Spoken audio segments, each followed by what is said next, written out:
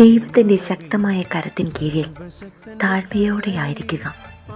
തക്ക സമയത്ത് അവിടുന്ന് നിന്നെ ഉയർത്തിക്കൊള്ളും.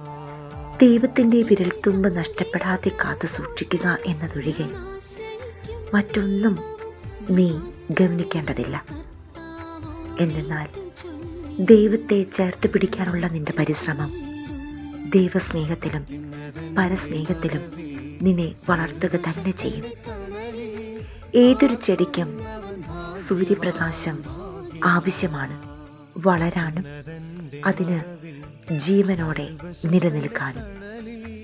ഇതുപോലെ ദൈവസ്നേഹത്തിൻ്റെ സൂര്യപ്രകാശമില്ലാതെ ഈ ലോകത്തിൽ നിനക്ക് ജീവിക്കാനാവില്ല.